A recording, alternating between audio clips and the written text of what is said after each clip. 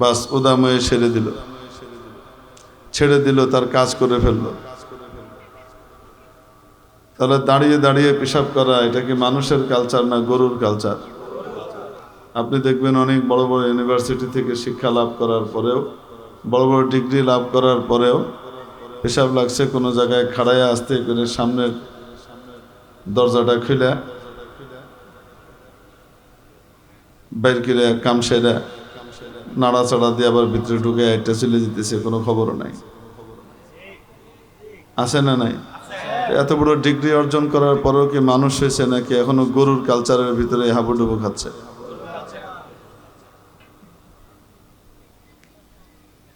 মেরে মোহতারাম দোস্ত, এরকম ভাবে যদি একটা একটা করে আমি আপনাদেরকে দেখাইতে থাকি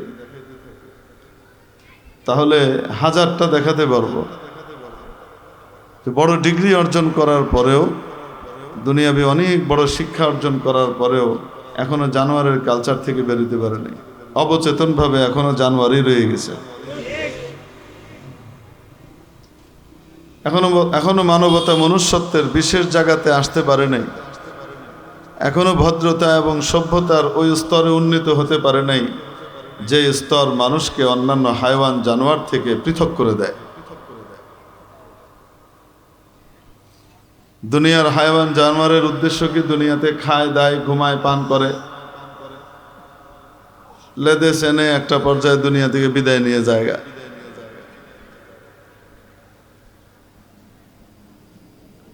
শিক্ষা, দুনিয়াতে যে শিক্ষা দীক্ষা আমরা অর্জন করি, এগুলোর উদ্দেশ্য যদি ভালো থাকা, ভালো খাওয়া, ভালো পড়া, যেটা আমরা টার্গেট করে নিয়েছি, এটাই যদি হয়, লেখাপড়া করে যে গাড়ি ঘোড়া চড়ে সে, শুরু থেকেই তার শিক্ষা দেওয়া হয়েছে তোমার পড়ালেখার উদ্দেশ্য তুমি গাড়ি ঘোড়ায় চড়বা, তুমি ভালো ফ্ল্যাটে থাকবা, দামি বাড়ি বানায় থাকবা। দেশ এবং সমাজের উন্নতির জন্য তোমাকে বিশাল কাজ করতে হবে। এই শিক্ষা শুরু থেকে আমরা তাকে দিচ্ছি না, আমরা তাকে প্রথমেই দিচ্ছি লেখাপড়া করে যে গাড়ি ঘোড়া চড়ে সে, তার অবচেতন মনে আমরা ঢুকিয়ে দিচ্ছি, তার সাবকনশিয়াস মাইন্ডের ভিতরে ঢুকিয়ে দিচ্ছি পড়ালেখার উদ্দেশ্য ভালো থাকা, ভালো খাওয়া, ভালো পড়া। এটা যদি পড়ালেখার আর শিক্ষা দীক্ষার উদ্দেশ্য হয়, এবং ভবিষ্যতে বাচ্চাদেরকে আপনি যতই দেশপ্রেমের গান শোনান না কেন, ছোটবেলায় যেটা তার কচি মনের ভিতরে বদ্ধমূল হয়ে গেছে ওটা কিন্তু আসলে বের হয় না। আপনি যতই বয়ান দেন পরবর্তীতে ওইটা এই কান দিয়ে ঢুকে ওই কান দিয়ে বের হয়, মনের ভিতরে ওইটাই বসে আছে। ফলশ্রুতিতে এই বাচ্চাটা বড় হয়ে প্রথম থেকেই পুঁজিবাদী চিন্তাধারাতে বাড়তে থাকে যে কোনো মূল্যে আমাকে কি করতে হবে, পয়সা কামাইতে হবে। যার কাছে পয়সা আছে তার কাছে দুনিয়ার সব কিছু আছে, অতএব হালাল হারামের কোনো তমিজ করার কিছু নাই। যেভাবে পারো টাকা কামাও, অল্প দিনের ভিতরে ফ্ল্যাট করো, গাড়ি বাড়ি করো, আর আরামায়েশে থাকো। দেশ কোন উচ্ছন্নে গেল তা দিয়ে ভাবার কিছু নাই।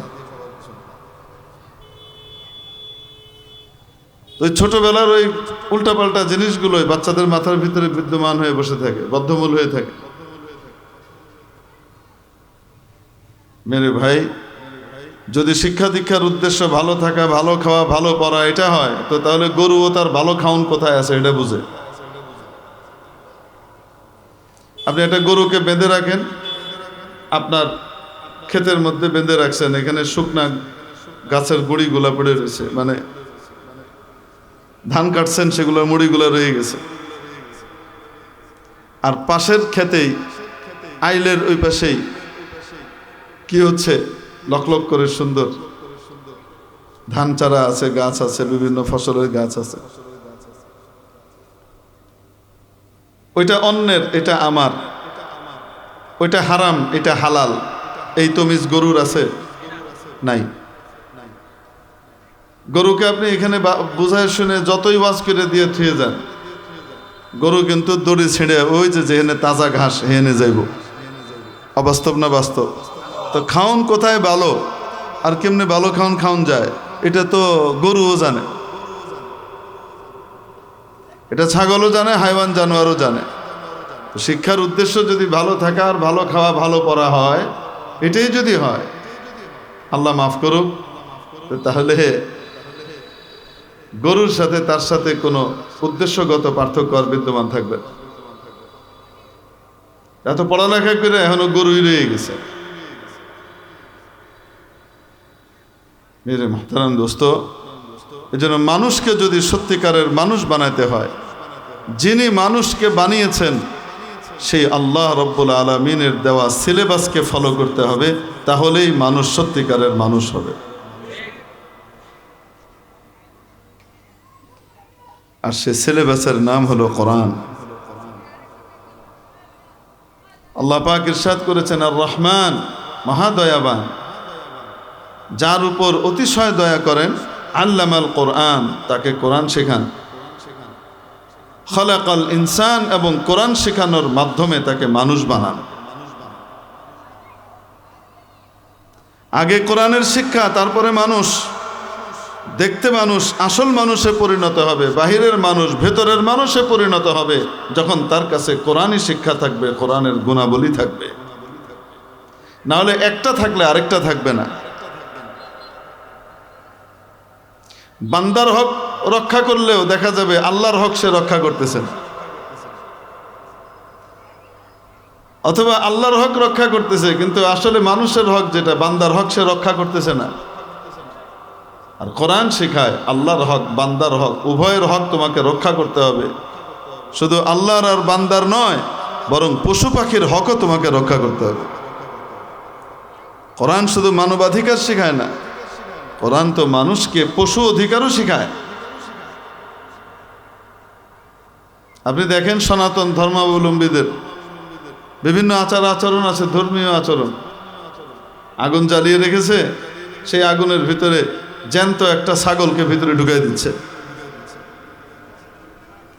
ছাগল কোনো মতে পোড়া থেকে চিৎকার করতে করতে বেরোয় আসতেছে, আবার বাঁশ দিয়ে ঠেলে ঢুকিয়ে দিচ্ছে। এই প্রকারের প্রাণী হত্যা বিভিন্ন ধর্মের ভিতরে আছে না নাই?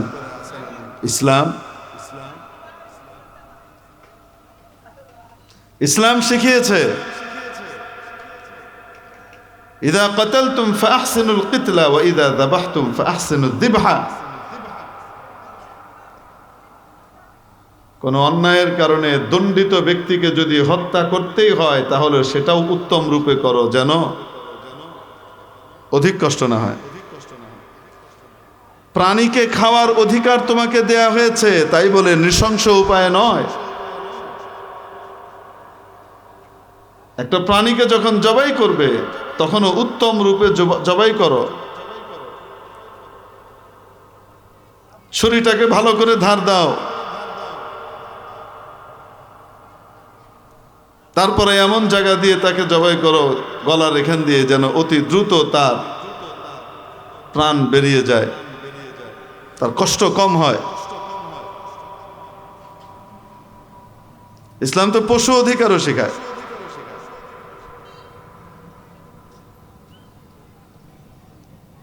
আল্লাহু আকবার। জ্যান্ত মুরগিকে এভাবে ধরে গরম পানির ভিতরে চুবাই দেয়,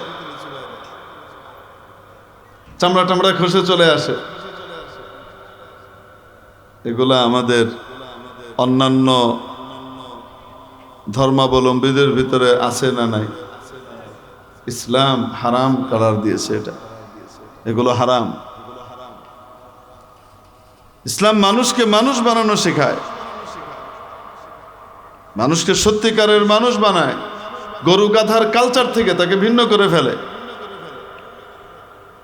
ইসলাম শেখায় তোমার শৌচকর্ম সম্পাদন করতে হলেও কিছু রীতিনীতি আছে, সবার সামনে উদাম হয়ে বয়ে যেও না। কানা রাসূলুল্লাহ সাল্লাল্লাহু আলাইহি ওয়াসাল্লাম ইযা যাহাবা আল মাযহাব আবআদ। নবীজি যখন শৌচকর্ম সম্পাদনের জন্য যেতেন, তখন দূরে চলে যেতেন। ওই যুগে তো আর বাথরুম অ্যাভেলেবল ছিল না, দূরে চলে যেতেন যেন সতর কেউ দেখতে না পায়, আড়ালে চলে যেতেন। ইসলাম শিখিয়েছে তুমি আড়ালে যাও, আর যখন যাবা তখন আগে বাম পা দিয়ে ঢুকো, ওয়াশরুমে ঢুকো আর ওইরকম জায়গাতে যাও, আগে বাম পা দাও। ঢোকার আগে দোয়া পড়ে নাও, আল্লাহুম্মা ইন্নী আউযু বিকা মিনাল খুবুথি ওয়াল খাবাইস। ভিতরে ঢোকার পর এইভাবে কুলুক এবং ঢিলা ব্যবহার করো, পানি ব্যবহার করো, তারপরে বের হবার সময় আগে কোন পা দাও? ডান পা দাও। বের হওয়ার পরে দোয়া পড়ো, গুফরানাক। এগুলা হাইওয়ান জানোয়ার করে না। ইসলাম শেখাচ্ছে খবরদার, প্রস্রাব করার সময় হাইওয়ান জানোয়ার যেমন কোনো তমিজ করে না, তুমি এরকম করলা না তা নয়। তোমাকে যদি পেশাব করতে হয় খবরদার নিচু জায়গায় বসে উঁচু জায়গায় পেশাব করবে না। বাতাসের বিপরীতমুখী হয়ে বসে পেশাব করবে না। কোনো গর্তের ভিতরে পেশাব করবে না। কেন? নিচু জায়গায় বসে উঁচু জায়গায় পেশাব করলে বেয়ে এসে তোমার জুতো, তোমার পা ইত্যাদিকে নাপাক করে দিবে। বাতাসের উল্টো দিকে বসে পেশাব করলে বাতাসের ছিটায় এসে তোমার কাপড় চোপড় শরীর নাপাক হবে।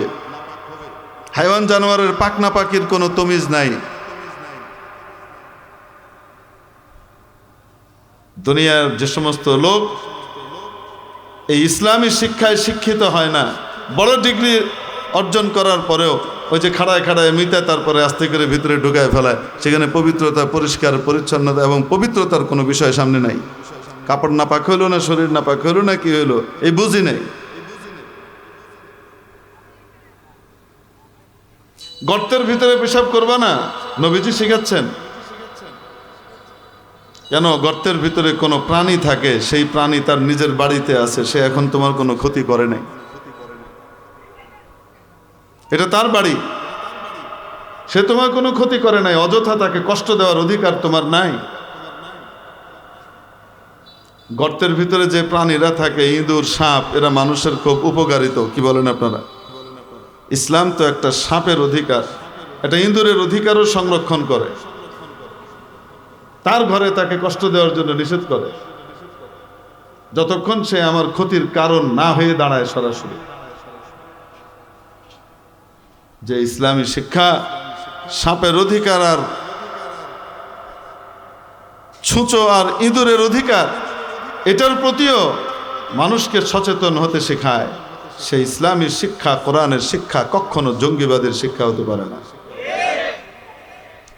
যারা ইসলামী শিক্ষাকে জঙ্গিবাদের শিক্ষা এবং জঙ্গিবাদের আঁতুড়ঘর বলে মাদ্রাসাগুলোকে চিহ্নিত করবার চেষ্টা করেছিল, মাদ্রাসাগুলো জঙ্গিবাদের প্রজনন কেন্দ্র বলেছিল, আজকে তাদেরকে টেলিস্কোপ, মাইক্রোস্কোপ দিয়েও খুঁজে পাওয়া যাচ্ছে না। এই জন্য এই ধরনের অপপ্রচারে কখনো আমরা অংশগ্রহণ করব না, এই ধরনের অপপ্রচারকে কখনো আমরা বিশ্বাসও করব না ইনশাআল্লাহ। প্রিয় উপস্থিতি, ব্যক্তিগত জীবনে মানুষকে মানুষ বানায়। ইসলাম কি শিখায়? খাবার আল্লাহর বড় নিয়ামত, অতএব এই নিয়ামতের অপব্যবহার করার কোনো সুযোগ তোমার নাই। কুলু ওয়াশরাবু ওয়ালা তুসরিফু, খাও, পান করো, অপচয় করো না। তোমার যত মন চায় খাও, যত মন চায় পান করো, কিন্তু কি করো না? অপচয় করো না, অপব্যয় করো না, নষ্ট করো না। নষ্ট কে করে? জানোয়ার করে। নান্দার ভিতরে কিছু খায়, কিছু ডাইনে, কিছু বামে ফালায়। কে ফালায়? গরু ফালায়। হাইওয়ান জানোয়ারের কাজ। মানুষ তো সুন্দরভাবে যত্নের সাথে খাবে। ইসলাম তাকে শিখিয়েছে, কোরআন তাকে শিখিয়েছে, আগে হাত ধো, 2 হাত ধো, দস্তরখান বিছাও, পরিচ্ছন্ন পরিষ্কার দস্তরখান, তারপরে খাবার খাওয়া শুরু করো। খাওয়ার সময় যেই আল্লাহ খাবার দিয়েছেন, আগে তার প্রতি কৃতজ্ঞতা জ্ঞাপন করো। বিসমিল্লাহি আলা বারাকাতিল্লাহ।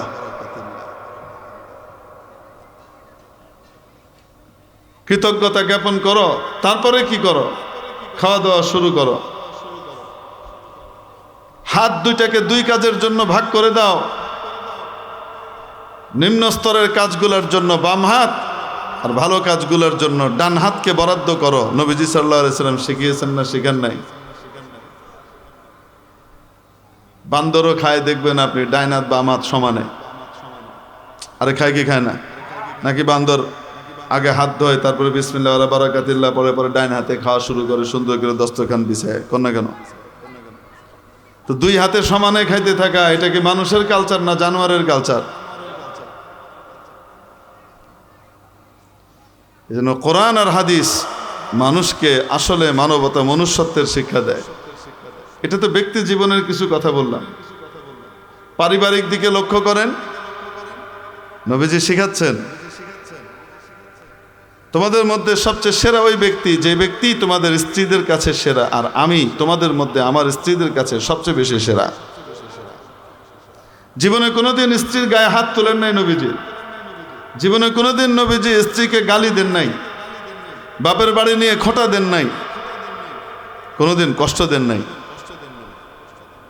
নবীজির এই শিক্ষা অনুযায়ী যদি আমরা সকলেই নবীজির এই তরিকাকে ফলো করতাম আর একজন ভালো স্বামী হতাম, তাহলে আমাদের ঘরগুলো জান্নাত হয়ে যেত। নবীজি নারীদেরকে শিখিয়েছেন, তোমার স্বামী যদি তোমার উপরে খুশি থাকে, তুমি মৃত্যুবরণ করার সাথে সাথে জান্নাত। যে নারী মারা যায়, নবীজি ইরশাদ করেন, যে ব্যক্তি, যে নারী মারা যায়, যে স্ত্রী মারা যায়, ওয়াজাওজুহা আনহা রাদ দাখালাতিল জান্নাহ, এমন অবস্থায় মারা যায় যে তার স্বামী তার উপরে খুশি, সে সোজা জান্নাতে চলে যায়। স্ত্রীকে শিখিয়েছে যে স্বামী আর তুমি সমান সমান নও। কিছু কিছু দিক থেকে তোমরা পরস্পরে একে অপরের ঘনিষ্ঠ বন্ধু হবে, এত ঘনিষ্ঠ হবে যেটা পৃথিবীতে আর কারোর সাথে হবে না, কিন্তু তারপরেও সে তোমার সম্মানের পাত্র। আর রিজালু কাওয়ামুনা আলান নিসা, তুমি যদি তোমার স্বামীকে খুশি করতে পারো, তার আনুগত্য করতে পারো, তাহলে তোমার দুনিয়ার ঘরও জান্নাত, মৃত্যুর পরও তোমার জন্য জান্নাত। ইদা সাল্লাতিল মারআতু খামসাহা, হাদিস শরীফে নবীজি ইরশাদ করেন, মুসনাদে আহমদেও এসেছে এবং ইবনে হিব্বান, সহিহ ইবনে হিব্বানেও এসেছে,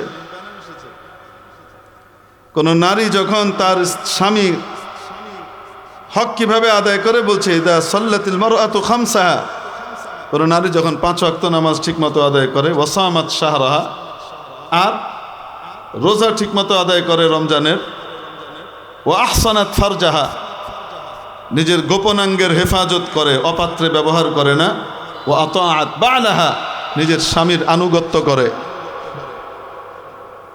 স্বামীর কথা মানে, ফালতাদখুল মিন আইয়ি আবওয়াবিল জান্নাতি শাআত, তাকে বলা হবে জান্নাতের যেই দরজা দিয়ে ইচ্ছা তুমি ঢুকো। 8 ক্যাটাগরির জান্নাত আছে, বড় বড় জান্নাতের নাম আছে, যেটা দিয়ে ইচ্ছা তুমি ঢুকতে পারবা। যখন কোন স্ত্রী, কোন স্বামী যখন তার স্ত্রীর হকগুলো আদায় করে, আর স্ত্রীও স্বামী তার হক আদায় করুক না করুক, স্বামীর হক ঠিকমতো আদায় করে, তখন সে ভবিষ্যতে তো জান্নাত পায়, তার বাড়িটাও জান্নাত হয়, তার ভবিষ্যতও সুন্দর হয়। কিভাবে? সন্তানরা দেখে দেখে শিখে, তারা ওয়াজে শিখে না, তারা কিন্তু দেখে দেখে শিখে, অনুকরণ করে।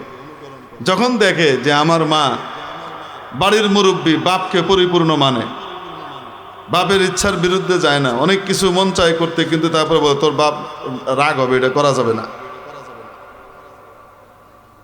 তো তখন সন্তান শিখে মুরব্বীকে মানতে হয়। এই সন্তান বাপকে মানে, মাকে মানে, ছোট ভাই বড় ভাইকে মানে, ছোট ভাই বড় বোনকে মানে। এই মানামানির পরিবার যেটা তৈরি হয়, এরা সুশৃঙ্খল এবং অত্যন্ত সিভিলাইজড পরিবার হিসেবে ভবিষ্যতে বিকশিত হয়। তাদের বাড়িও সুন্দর হয়, ভবিষ্যতও সুন্দর হয়। আর যখন উল্টাটা হয়, তুমি আর আমি সমান, তুমি কেডা? আমাদের এনজিও কর্মীরা যেমন নাকি শিখায় পশ্চিমাদের থিওরি, স্বামীর ভাত খাবো না, কি কি হিগায় না, এগুলো মুখস্থ করায় 6 নম্বরের মতো। তাবলিগ এগুলো 6 নম্বর যেমন মুখস্থ করায়, এর মুখস্থ করে। আল্লাহু আকবার। সম অধিকারের নামে বাড়িগুলাকে জাহান্নামের গর্ত বানাচ্ছে, এবং ডিভোর্স দিন দিন বাড়তেছে নারী অধিকারের নামে। স্বামীকে অবজ্ঞা করা শিখাচ্ছে, ওই ফ্যামিলি ধ্বংস হয়ে যাচ্ছে, কারণ ফ্যামিলির ভিতরে মানামানির কোনো কারবার থাকে না। তাহলে ইসলাম পারিবারিক রীতিনীতিরও শিক্ষা দিয়েছে না দেয় নেই? সামাজিক দিক থেকে দেখেন, ইসলাম সামাজিক বিজ্ঞানের শিক্ষা দিয়েছে। সর্বপ্রথম মানুষের সমাজে তার প্রতিবেশী থাকে। হাদিস শরীফের মধ্যে রাসূল সাল্লাল্লাহু আলাইহি সাল্লাম বলেন যে দেখো, তোমার প্রতিবেশীর সাথে সদ্ব্যবহার করো, তাহলে তুমি খাঁটি ঈমানদার হতে পারবা।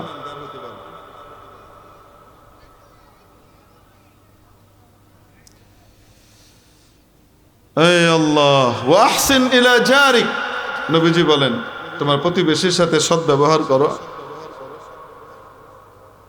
তাকুন মুসলিমা, অন্য রওয়ায়াতে তাকুন মুমিনা, তাহলে খাঁটি ঈমানদার হতে পারবা। এক হাদিসের ভিতরে আসে রাসূল সাল্লাল্লাহু আলাইহি সাল্লাম ইরশাদ করেন, জিবরাইল আলাইহিস সালাম আমার কাছে এসে প্রতিবেশীর হকের ব্যাপারে এত তাগিদ, এত গুরুত্ব, এত বেশি এটার উপরে গুরুত্ব আরোপ করেছেন যে আমার কাছে মাঝে মাঝে মনে হতো না জানি প্রতিবেশীকে উত্তরাধিকার সূত্রের ভিতরে হক দিয়ে দেওয়া হয়, মিরাসের হক না দিয়ে দেওয়া হয়। আমার কাছে এটা মনে হতো। নবীজি শিখিয়েছেন, ইদাস্তাকরাজাকা আকরাজতাহ, প্রতিবেশী তোমার কাছে ঋণ চাইলে সাধ্য থাকলে ঋণ দাও। তুমি জানো ঋণ শোধ করতে পারবে না, কিন্তু আল্লাহ তোমাকে সাধ্য দিয়েছে, ঋণ দাও। প্রতিবেশীর হক। ইদা আসাবাহু খায়রুন হান্নাতা, তার কাছে যদি কোনো সুসংবাদ আসে তুমি আগে গিয়ে মোবারকবাদ দাও। মেয়ের বিয়ে ঠিক হয়েছে, তুমি এখনো জানো না, সে তোমাকে আনুষ্ঠানিকভাবে জানায়নি, আনুষ্ঠানিকভাবে আমাকে কার্ড দিবে, তারপর আমি ফর্মালিটিস পুরো করব, তার আগে আমি যাব না, এরকম নয়। বরং তুমি গিয়ে মোবারকবাদ দাও, শুনেছি যে ভাতিজির বিয়ে ঠিক হয়েছে, আল্লাহ পাক বরকত দান করে, মেহমান টেহমান আসবে, আমাদেরকে বললেন, আমরা আছি ইনশাআল্লাহ খেদমতের জন্য, আপনার বাসা আমার বাসাও ফ্রি, মেহমান আসলে আমার এখানেও ব্যবস্থা আছে, আপনি ফিকির করেন, কোনো চিন্তা করেন না। আর আমরা তো এটাই করি, কি বলেন, ও তুমি সব জায়গায় কার্ড দিয়ে বেড়াও, আমারও দেও না, তোর মাইয়ার বিয়া কেমন আমি দেখিয়া দেন। উড়া ফোন মারে, মেয়েটাকে যে বিয়ে করছেন ভাই আপনার হিতাকাঙ্ক্ষী, আপনি একটু খবর নিয়ে দেখেন, আমি কিছু বলবো না, আপনি একটু খবর নিয়ে দেখেন। একটা ভালো মেয়ে 20 একটা ঢুকাই দিল। এই কাম করে কি করে না আমাদের সমাজে? নাই মনে হয় এরকম আছে। কিসের মুসলমান? সামাজিক বিজ্ঞানের শিক্ষা নবীজি যা দিচ্ছেন আমাকে এনে দেখান পৃথিবীর আর কোন সামাজিক বিজ্ঞানে এই শিক্ষা আছে? এত জামে, এত পরিপূর্ণ শিক্ষা আর কোথাও আছে কিনা দেখাই দিয়ে। তারপর নবীজি বলতেছেন, ওয়াইন আসাবাহু শাররুন আযাইতা, তার কোনো দুঃসংবাদ আসলে, ক্ষতি হলে তুমি তাড়াতাড়ি গিয়ে তাকে সমবেদনা জানাও। ওয়ালা তারফা জিদারাকা ফাওকা জিদারি জারিক ফাতাসুদ্দা রিহা, তোমাকে আল্লাহ ধন দিয়েছেন, টাকা পয়সা দিয়েছেন, তুমি উঁচু বাড়ি বানাইতে পারো, তুমি এমন ভাবে দেয়াল তৈরি করো না, উঁচু করো না তোমার দেয়ালকে, যে তোমার প্রতিবেশীর বাতাস বন্ধ হয়ে যায়। এভাবে বানিও না। তোমার টাকা আছে, পয়সা আছে, ঠিক আছে, কিন্তু প্রতিবেশীর হকের দিকে খেয়াল রাখো। সমাজ কিভাবে চলতে হয় সমাজে নবীজি শিখিয়ে দিচ্ছেন। ওয়ালা তুদি জারাকা বিরিহি কিদরিক, তোমার বাড়িতে ভালো খাবার দাবার রান্না হয়েছে, এই সুঘ্রাণ দিয়ে তোমার প্রতিবেশীকে কষ্ট দিও না। তোমার প্রতিবেশীর যদি তৌফিক না থাকে, খাবার তৌফিক না থাকে, তুমি খুব ভালো খাবার খাচ্ছ, ওই ঘ্রাণ, পাতিলের ঘ্রাণ তার নাকে যাচ্ছে, তার আফসোস হচ্ছে ইস খাইতে পারি না। তাহলে ইসলাম কি বলে? ভালো খাবার খাবা না? অবশ্যই খাবা, আল্লাহ তৌফিক দিলে প্রতিবেশীকে দিয়ে খাও। অল্প হইলেও প্রতিবেশীর বাড়িতে পাঠাও। কত তো নাই যে এত পাঠাবো। নবীজি শিখাই দিচ্ছেন, এক কাজ করো, ঝোল একটু বাড়ায় দাও, তাহলে ঝোলের বাটির ভিতরে কিছু গোশত আর কিছু আলুর টুকরা বাড়ায় দিলে তো এমনি হয়ে যায়, অন্য কেউ তুমি দিলা। এই সামাজিক বিজ্ঞানের শিক্ষা নবীজি দিয়েছেন নাকি দেন নাই? আসতে বলেন, দিয়েছেন না দেন নাই? এরপরে আসেন রাষ্ট্রবিজ্ঞান, ইসলামে আছে না নাই? সব আলোচনা তো আর একদিনে শেষ করা যাবে না।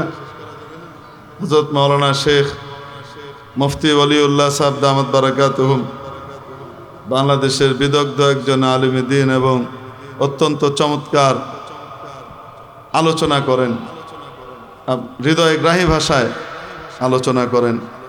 আমলওয়ালা মানুষ। আল্লাহ পাক ওনার বয়ান দ্বারা আপনাদের আমাদের সকলকে উপকৃত হবার তৌফিক দান করেন। হযরত চলে এসেছেন, ইনশাআল্লাহ এখনই হযরত বয়ান করবেন, তারপরে দোয়া করবেন। আল্লাহ পাক আমাদেরকে কোরআনের উপরে চলে কোরআন শিক্ষা নিয়ে নিজেদের বাচ্চাদেরকে কোরআনই শিক্ষা দিয়ে তাদেরকে সত্যিকারের মানুষ বানাবার তৌফিক দান করেন। ওয়া আখিরু দাওয়ানা আলহামদুলিল্লাহি রাব্বিল আলামিন।